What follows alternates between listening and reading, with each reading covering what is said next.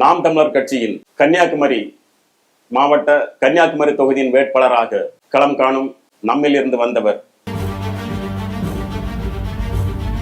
செந்தமிழர் பாசறையில் தனது அரசியல் பயணத்தை தொடங்கிய நமது சகோதரி ஜெனிஃபர் அவர்கள் படித்தவர், கற்றறிந்தவர், வெளிநாட்டில் பல பன்னாட்டு நிறுவனங்களில் பணிபுரிந்தவர், பல தகுதியின் அடிப்படையில் 2026 சட்டமன்ற தேர்தலில் களம் காண்கிறார். சகோதரி மரிய ஜெனிஃபர் அவர்கள் சாதிப்பாரா பார்ப்போம். நான் யாழ் சுரேஷ், யாழ் அரங்கத்திற்கு உங்கள் அனைவரையும் வரவேற்கிறேன். கன்னியாகுமரி சட்டமன்ற தொகுதி படித்தவர்கள் நிறைந்த தொகுதி, சிந்தித்து செயல்படுபவர்கள், 100% கல்வி அறிவு பெற்றவர்கள், அரசியலை மிக ஆழமாக படித்து தன்னுடைய வாக்கை செலுத்துபவர்கள். கன்னியாகுமரி சட்டமன்ற தொகுதியில் 50% மக்கள் வெளிநாடுகளில் பணிபுரிகிறார்கள். இன்னும் பல மக்கள் உள்ளூர்களில் தொழில் செய்கிறார்கள், கடல் தொழில். கன்னியாகுமரி சட்டமன்ற தொகுதியில் பெரும்பாலானவர்கள் கடல் தொழில் செய்கிறார்கள். எந்த தொழில் செய்தாலும், வெளிநாடுகளில் இருந்தாலும் அரசியலை மிக ஆழமாக பேசுபவர்கள் கன்னியாகுமரி சட்டமன்ற தொகுதி மக்கள். பல தேர்தல்களில் இதுவரை திராவிட கட்சிகளே வென்று அங்கே சட்டமன்றத்திற்கு சென்று கொண்டிருக்கிறார்கள். தற்போது நாம் தமிழர் கட்சியின் வேட்பாளராக களம் காணும் மரிய ஜெனிஃபர் அவர்களின் சொந்த தொகுதி. அதனால் அறிமுகம் தேவையில்லை.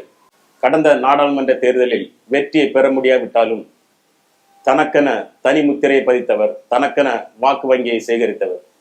ஒரு முறை நாம் தமிழர் கட்சிக்கு வாக்கு செலுத்திய மக்கள் நிச்சயம் வேறு ஒரு கட்சிக்கு வாக்கு செலுத்த மாட்டார்கள். அது ஒரு உணர்வுபூர்வமான ஒரு வாக்கு.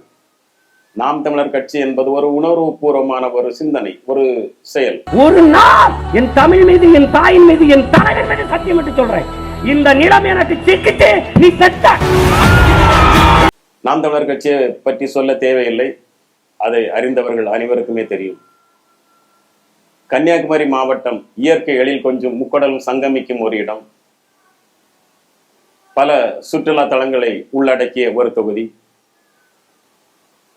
இதுவரை நடந்த சட்டமன்ற தேர்தல்களில் வென்று வந்த சட்டமன்ற உறுப்பினர்கள் பெரிதாக அதை எதுவுமே சாதித்து விடவில்லை. அங்கே இந்த இடத்திற்கு போனால் இந்த சட்டமன்ற தொகுதியின் செயல்களால், அவர்களுடைய நிதியால் செய்யப்பட்ட வேலை இது, அப்படி என்று காட்டுவதற்கு அங்கே எதுவுமே இல்லை. எந்த ஒரு சட்டமன்ற வேட்பாளரும் தனக்கென ஒரு பெயரை அங்கே பதித்து விடவில்லை. அவர்களுடைய வளர்ச்சி நிதியை அவர்கள் எந்த வழிகளில் அவர்கள் செலவு செய்கிறார்கள் என்பது யாருக்கும் தெரியவில்லை. சட்டமன்ற தேர்தல் காலங்களில் அவர்கள் கொடுத்த வாக்குறுதியை மீண்டும் நிறைவேற்றுவார்களா, நிறைவேற்றி கொண்டிருக்கிறார்களா என்பதை யாரும் சிந்திக்கவில்லை. நான் ஆரம்பத்தில் குறிப்பிட்டது போல கன்னியாகுமரி சட்டமன்ற தொகுதி மக்கள், கன்னியாகுமரி சட்டமன்ற தொகுதி மட்டுமல்ல, கன்னியாகுமரி மாவட்டமே 100% கல்வி அறிவு பெற்ற மக்கள். அதிலும் கன்னியாகுமரி தொகுதி மக்கள் இந்த முறை மிக சரியாக சிந்தித்து செயல்படுவார்கள் என்ற நம்பிக்கை அனைவரிடம் இருக்கிறது. கடந்த நாடாளுமன்ற தேர்தலில் வெற்றி பெற முடியாவிட்டாலும் தன்னுடைய சமூக பணியை ஒருபோதும் நிறுத்தியதில்லை. அன்றிலிருந்து இன்று வரை தினந்தோறும் பல மக்களை சந்திக்கிறார்.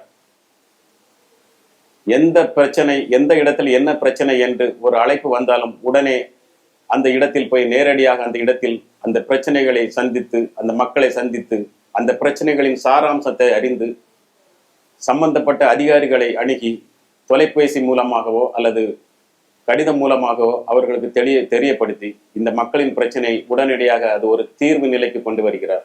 எம்எல்ஏ தளவாய் சுந்தரம் மன்னனின் தலைமையில் ஒரு வார நாடகம், டாஸ்மாகை மூடும் நாடகம் தான் நிறைவேறியது. நீங்க தான் 4.5 வருஷம் எம்எல்ஏ இருந்தீங்கல்ல, அப்ப இந்த ஊருக்கு நீங்க வரவே இல்லையா? மணக்குடிக்கு போனதில்ல, புத்தந்துறைக்கு போனதில்ல, கோவளத்துக்கு போனதில்ல, மருங்கூருக்கு போனதில்ல. சரி, அதை விடுங்கப்பா, நீங்க இந்த சைடு கூட வர வேண்டாம். ஆரல்வாய் மொழி பக்கத்துல ஒரு டாஸ்மாக் இருக்கு, தோரங்காடு பக்கத்துல ஒரு டாஸ்மாக் இருக்கு. இதெல்லாம் தோவாளை ஒன்றியத்துக்கு உட்பட்ட டாஸ்மாக் பகுதி, எல்லாம் உங்க கண்ணுக்கு தெரியல. அப்ப எதுக்கு இங்க வந்து இந்த டிராமாவை போடுறீங்க? முதல்ல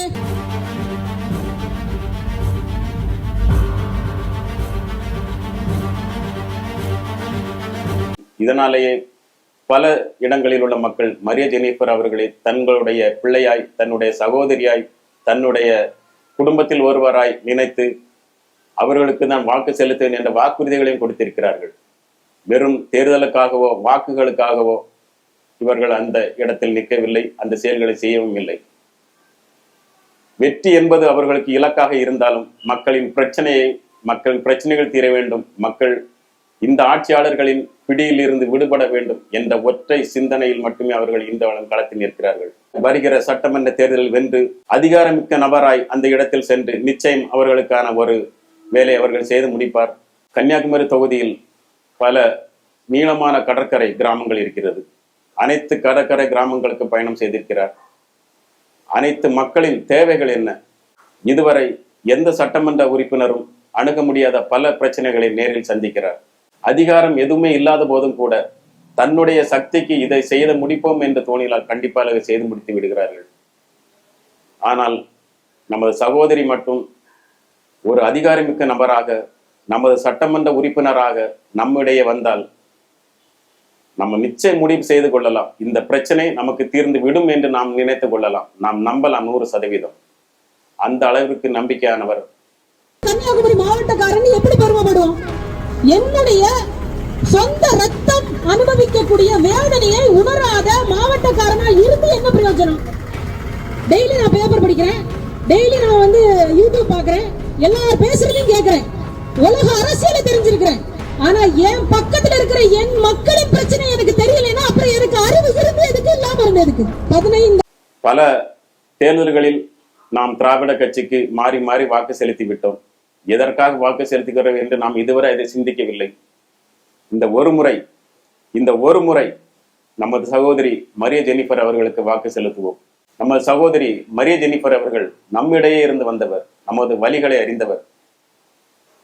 தயவு செய்து மக்கள் சிந்தித்து செயல்பட வேண்டும். கன்னியாகுமரி சட்டமன்ற தொகுதி மக்கள் ஒரு மாற்றத்தை விரும்பும் ஒரு மக்கள். நமது சகோதரி மரிய ஜெனிஃபர் அவர்களுக்கு தங்களுடைய வாக்குகளை செலுத்துவோம்.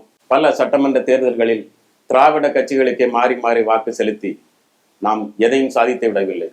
இந்த முறை பார்ப்போம், அவர்களுக்கு ஒரு முறை வாய்ப்பு கொடுப்போம். நமக்கு அளித்த வாக்குறுதியை நிறைவேற்றுகிறாரா இல்லையா? ஒரு 5 வருடம் பொறுத்திருந்து பார்ப்போம்.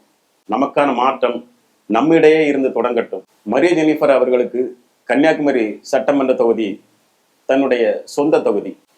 கன்னியாகுமரி சட்டமன்ற தொகுதியில் நாம் தமிழர் கட்சி சார்பாக முதல் வேட்பாளராக சுசீந்திரத்தை சேர்ந்த நமது சகோதரர் பாலசுப்ரமணியம் அவர்களை நிறுத்தினார்கள். அவர்களும் வெற்றி வாய்ப்பை இழந்தார்கள்.